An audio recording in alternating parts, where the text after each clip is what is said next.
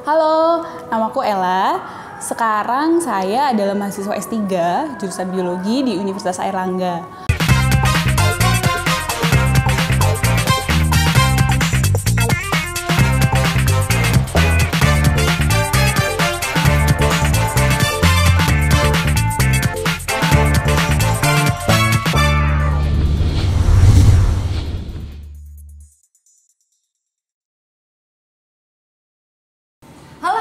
Assalamualaikum, kembali lagi di video Kamus Kampus bersama saya Isti. Dan untuk edisi kali ini kita akan membedah satu jurusan yang mungkin ini interest banget buat teman-teman yang dari jurusan IPA ya, atau Saintek gitu. Jurusan Biologi. Sudah ada Ella. Dia adalah mahasiswa apa? S1, S2, S3?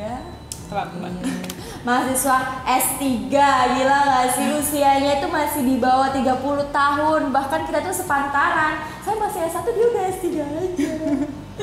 Luar biasa sekali. Ella ini adalah mahasiswa biologi ya. Sekarang ini sedang menempuh pendidikan S3 biologi juga di UNER. Dan gak main-main, dapat beasiswa dong, namanya PMDSU, Program Pendidikan Magister Menuju Doktor untuk sarjana umum. Unggul. Oh, unggul. Kepanjangan. Jadi boleh dijelasin dikit dulu deh. Program beasiswa PMDSU ini apa dan kok bisa gitu? Ella di bawah 30 tahun usianya gitu ya, bahkan di bawah 25 nggak sih? Hampir ya. Pas ya, tepat ya. Tapi sudah S3. Itu gimana ceritanya? Jadi program PMDSU ini dikeluarkan oleh Kemenristek. Tujuannya itu memang seperti yang disingkatannya itu untuk mencetak dokter-dokter muda gitu. Makanya rata-rata yang menerima beasiswa ini memang masih muda gitu, dan pendidikannya S2 sampai S3. Kenapa kok dalam bentuk apa sih kok bisa mencetak sarjana S3 muda? Itu karena program S2 S3-nya ini dipercepat gitu. Yang awalnya mungkin normalnya S2 tuh 2 tahun.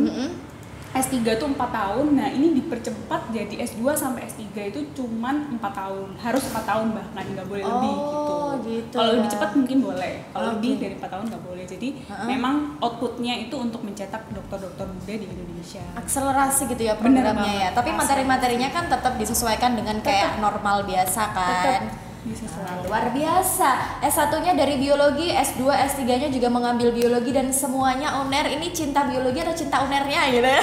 Dua-duanya ya. UNER banget. UNER banget. Tapi kita nggak bahas UNER-nya, kita bahas biologinya karena Ella ini sudah jatuh cinta setengah mati gitu kan sama biologi. Mudah-mudahan udah sejauh ini sih istiqomah. Oh yes, di sini tuh biologi gitu tulisannya, ada stempelnya nggak kelihatan. Menariknya apa sih kuliah di biologi sampai melanjutkan di S3 juga biologi? Biologi itu menarik banget ya. Kita tuh di biologi itu mempelajari hal-hal yang hidup gitu, living things gitu. Jadi kita nggak mempelajari benda-benda yang istilahnya tuh mati gitu. Tapi kita mempelajari tentang living things. Dan kebetulan di bidang yang sedang saya fokusin sekarang, saya dari S1 memang pengennya ke biomedicine gitu. Jadi biomedicine lebih ke pengobatan, lebih ke medis, biologi medis.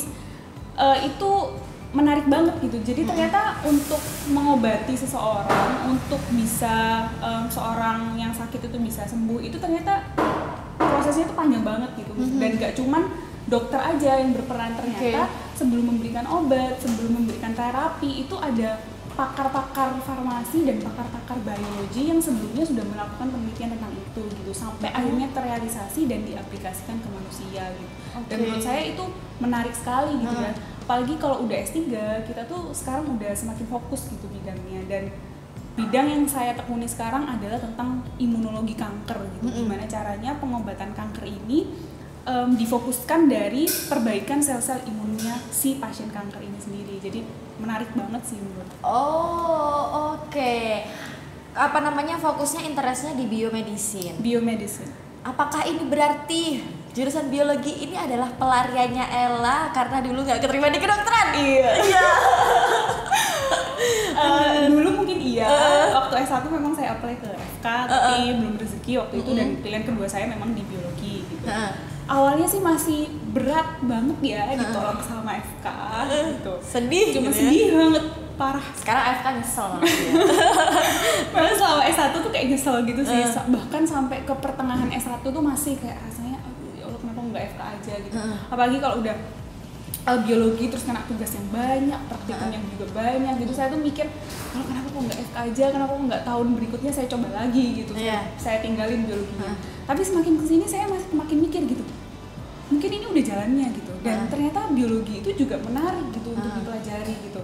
Dan sekarang saya melihat teman-teman saya yang mungkin FK sekarang lagi internship atau mungkin masih koas, mereka masih belum lulus, belum menyelesaikan pendidikan S1-nya sampai dapat gelar dokter, saya sudah mau jadi dokter gitu. Jadi mungkin memang itu takdirnya, jalan takdirnya itu memang sudah seperti itu. Jadi kita cuman perlu ini aja sih, kayak menerima. Dan menjalani aja gitu. Betul. Insya Allah pasti itu yang terbaik.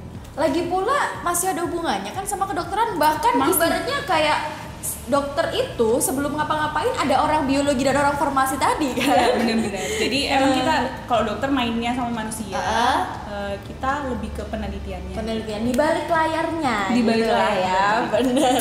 Nah, biomedicine itu apakah salah satu konsentrasi yang dipelajari di jurusan biologi atau gimana nih gambaran kuliah di jurusan biologi? Apakah biologinya ini sama dengan biologi yang dipelajari waktu kita SMA? Beda banget, jauh banget. Kalau SMA tuh kita mempelajari hal-hal yang lebih general gitu ya. Kalau udah masuk ke perkuliahan itu kita nggak cuman istilahnya ngafalin teorinya, tapi kita harus tahu kok bisa teori ini terbentuk gitu. Jadi bener-bener deep gitu yang dipelajari. Dan kalau di UNER biologinya itu ada beberapa istilahnya sub major gitu atau apa ya, sub prodi gitu.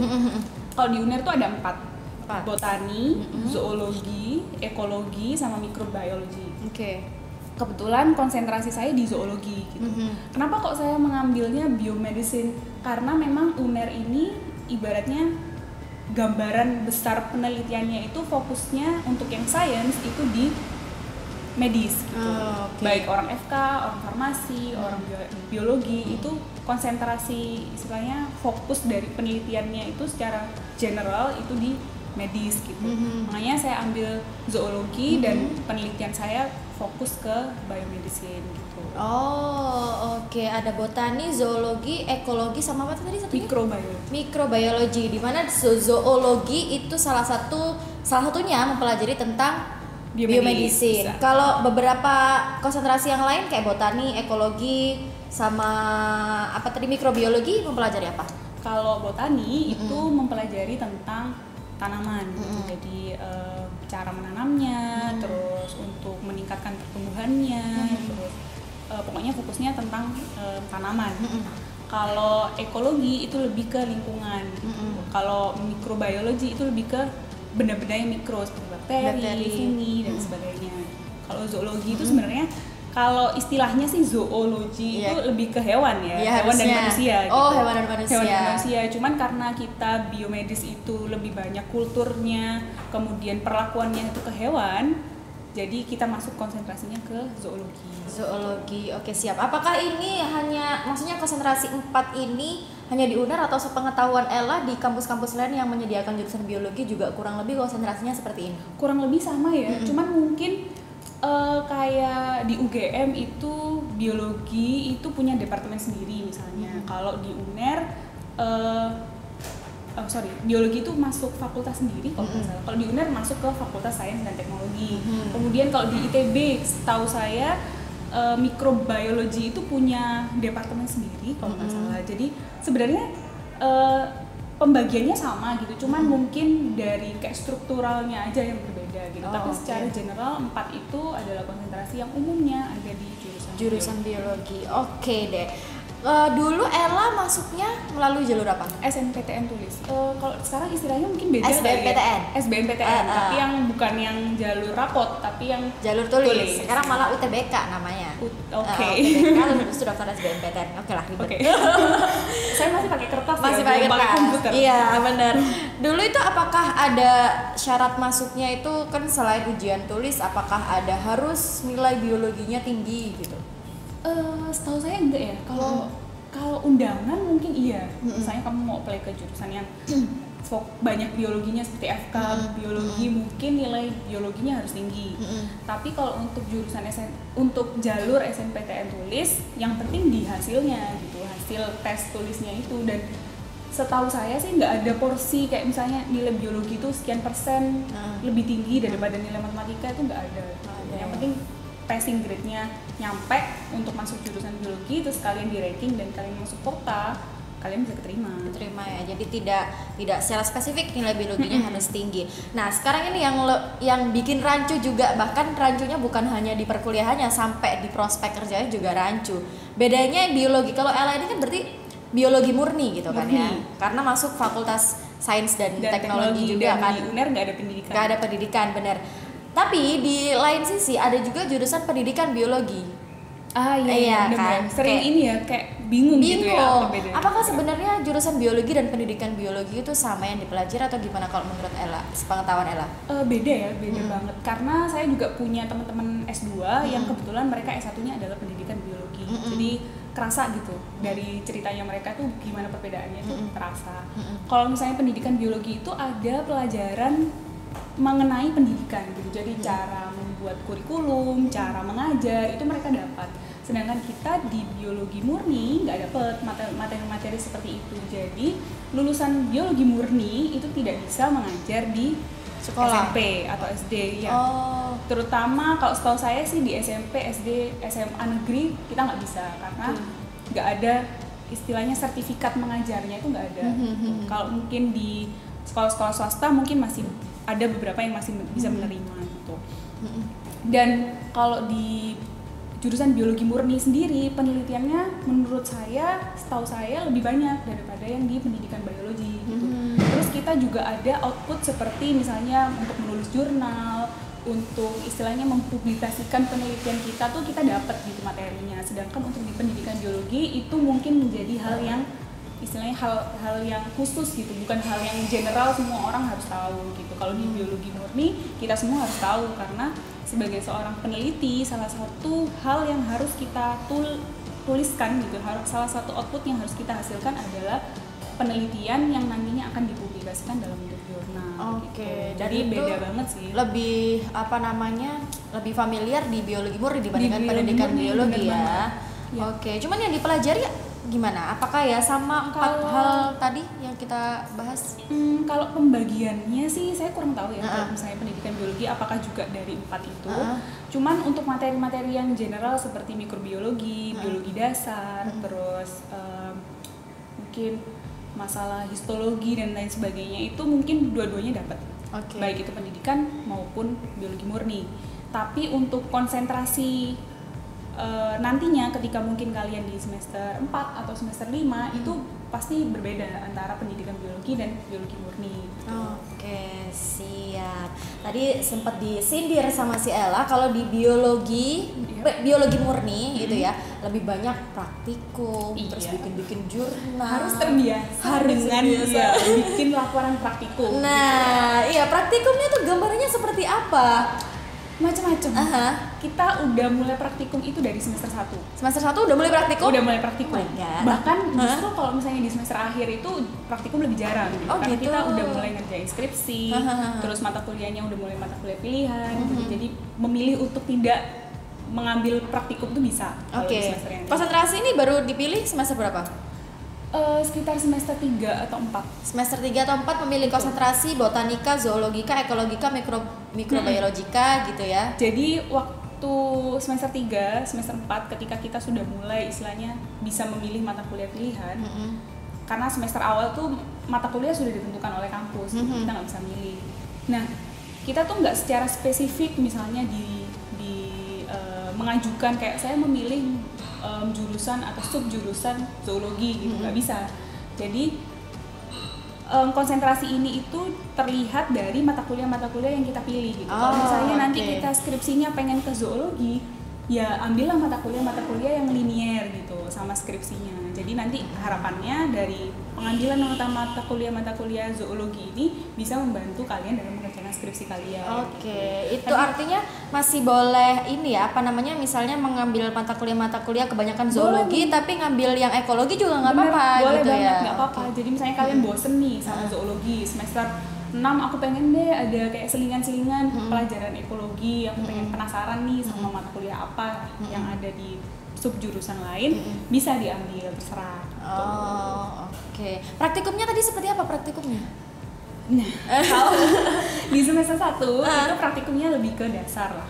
Biologi dasar ada praktikumnya, kemudian kimia dasar ada praktikumnya. Jadi jangan berharap kalian akan terpisah completely dengan kimia, fisika, dan matematika ketika kalian ngambil jurusan biologi. Oh, masih ketemu ternyata. Masih ketemu. Siap. Fisika itu semester 1 masih ketemu, tapi semester 2 udah ketemu lagi kok. Tapi untuk kimia itu kita masih dapat sampai semester 3. Itu masih ada karena ada biokimia, ada kimia dasar 1, kimia dasar 2 itu kita masih dapat. Kalau matematika juga masih ada matematika statistik, kemudian masih ada kalkulus 1, kalkulus 2 itu kita masih dapat. Kemudian untuk semester 2 itu tetap ada praktikum-praktikum dasar. Praktikum yang pilihan itu baru kita ambil itu di semester 3 gitu. Jadi itu udah mulai ada lah praktikum-praktikum yang istilahnya kelasnya kecil gitu, bukan kelas besar lagi. Seperti mungkin ada praktikum bakteriologi, yang lihat mikroskop. Terus ada kalau di zoologi itu mungkin mau ngambil praktikum spermatologi yang fokus mempelajari tentang sperma misalnya. Terus yang general seperti praktikum histologi, praktikum anatomi misalnya, bedah-bedah gitu. Wah, tapi kita nggak bedah ini ya, kadaver ya, kita nggak bedah manusia, tapi kita bedahnya hewan. Oh iya. Itu membedakan sama dokter ya? Yang membedakan sama dokter, kita nggak bisa megang manusia sama sekali. Jadi kita sering bedah hewan, terus ada juga praktikum taksonomi, kita belajar istilahnya silsilah gitu dari hewan ini sama hewan ini kekerabatannya deket nggak gitu. Ya itu emang saya juga ini kok penting gitu ya. Saya juga ini kok nggak terlalu ahli taksonomi ya, jadi ya semester 5 aja taksonomi, setelah itu bye. Terus ada praktikum genetika molekuler, misalnya kita pengen tahu tentang gimana sih caranya mengisolasi DNA misalnya. Mungkin nanti yang pengen setelah lulus pengen ambil bidang forensik misalnya bisa banget.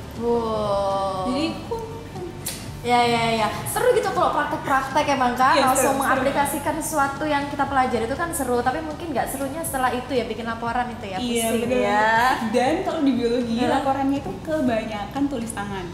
Jadi nggak bisa ketik, nggak bisa copy paste, nggak bisa nyontek, harus tulisan Anda sendiri, siap ke rating. Dan kita tuh biasanya buku praktikumnya tuh ada beberapa yang dalam bentuk buku gambar gitu kan. Kita selain menuliskan pembahasannya, kita juga harus menggambar apa yang kita amati. Tapi seru. Ya, seru sih. Emang seru kayaknya gitu.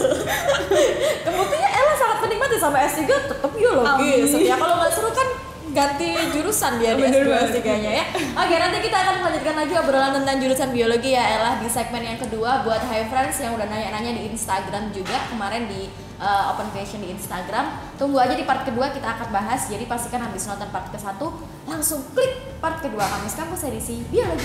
Bye.